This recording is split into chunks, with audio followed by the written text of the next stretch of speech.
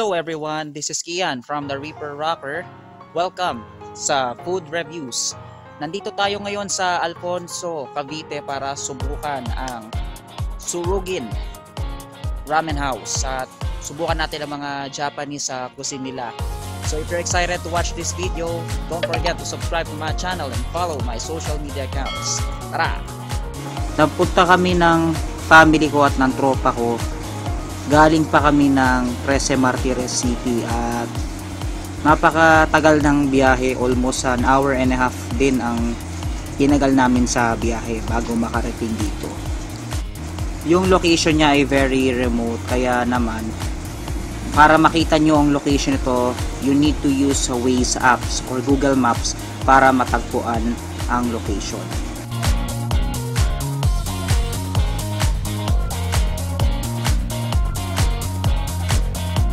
Nung dumating na kami sa location, namangha ako dahil ang lakas maka-Japanese vibes ng lugar.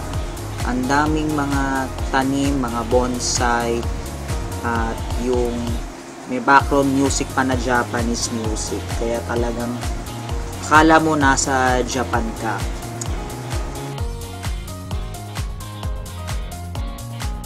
Una naming ginawa ay nagpa-register kami sa staff ng kainan. At naghintay kami ng ilang minuto bago kami papasukin sa loob para makahanap ng table. At doon ay naglibot-libot muna ako at in-enjoy ang paligid ng kainan na to.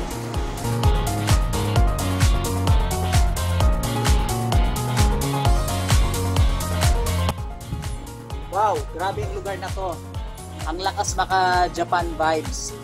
At sa lahat ng mga nabisita kong mga kainan, this is one of a kind na kainan.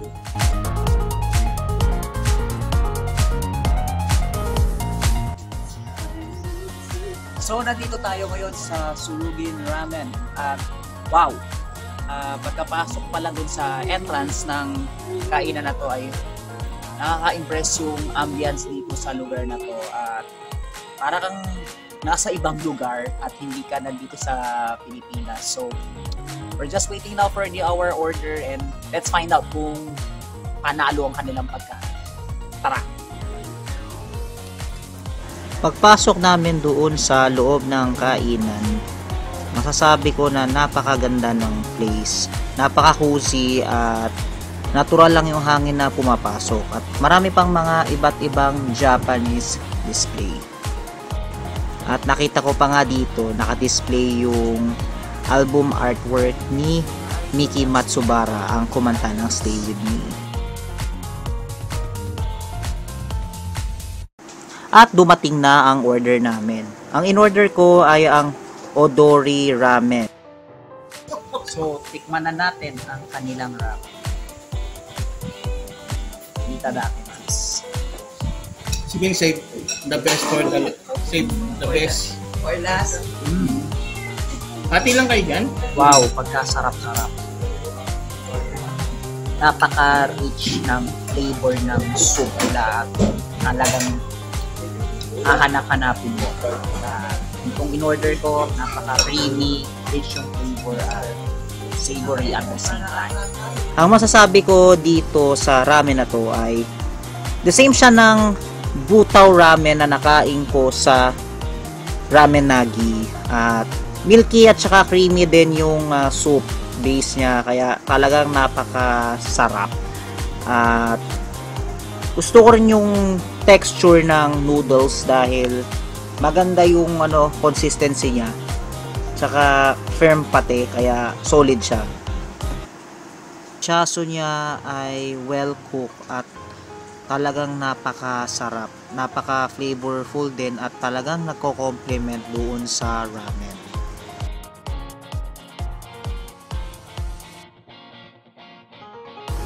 Si Krisan naman ay in-order ang Churai Men at masasabi niya rito yung lasa ng ramen na to ay close din sa Ramen Nagi and may pagka nutty and creamy ang flavor ng soup base. At sobra ding lambot nung chasu. Talagang chewy siya, talagang panalo. At saka may sisipa din na lasa sa pag-unang higop mo ng sabaw. At masasabi niya talagang napakasarap nga. Sa mom ko at saka kay Jury, yung kapatid ko, umorder naman sila ng curry ramen. And so far, nung natikman ko tong ramen na to, the best. Yun ang masasabi ko. At sa among of the different ramen sa I tasted, ito yung pinaka the best. At yung curry is evident on the soup. Talagang nandun siya. At yun din naman na ng mga sabi ng kasama ko, napakalasa at napakasarap daw ng lasa. Samantala, yung iba naming kasama ay umorder ng Usukuchi ramen. To be honest, hindi nila masyadong trip yung lasa ng ramen na to. They prefer ng ibang pagkain. And one thing siguro na naglalak doon is yung flavor nung ramen. We tried as well the Agedashi tofu. At ang masasabi ko dun sa Agedashi tofu ay soft yung tofu. At saka yung sauce niya ay malasa.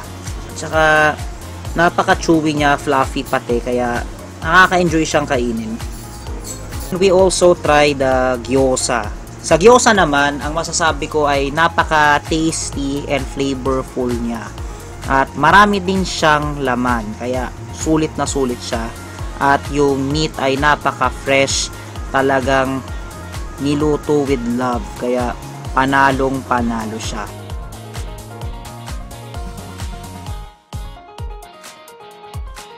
It's time for the verdict. Ano bang masasabi ko sa pagkain sa Surugin Ramen? Overall, nag-enjoy ako sa mga pagkain nila. Ramdam mo yung Japanese authentic dish sa kanilang mga pagkain. At napaka-flavorful at talagang malasa siya. At talagang masasabi ko naman na worth it yung pagpunta kahit napakalayo. And actually, may pagka-similar yung taste niya sa ramen nagi. And yun, talagang hahanap-hanapin mo. At saka kapag bumalik ako dito, talagang gusto kong orderin yung curry ramen dahil napakasarap at talagang one of a kind siya. Kaya for sure, babalik talaga ako dito.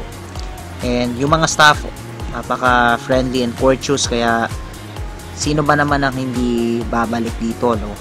So, price-wise, medyo may kamahalan, pero masasabi ko na rin sulit din siya kasi talagang makakatikim ka ng authentic na Japanese dish. It's just that yung pinaka-cons talaga ay napakalayo ng lugar. Kung magko-commute ka, medyo magastos yun sa pamasahe. So, talagang medyo hindi practical para sadyain lang yung lugar. Siguro pagka nag-trip ka sa Tagaytay, ayun, pwede mo talagang i-side trip into dot since malapit lang naman ang Tagaytay dito sa Surugin Ramen. So, ang rating ko dito sa kainan na to ay 4 out of 5. Alright, so that was all for the video for today. Grabe, napakasarap ng kainan namin dito sa kainan na to. Ang ganda pa ng ambience. Lakas maka ibang bansa ang vibes.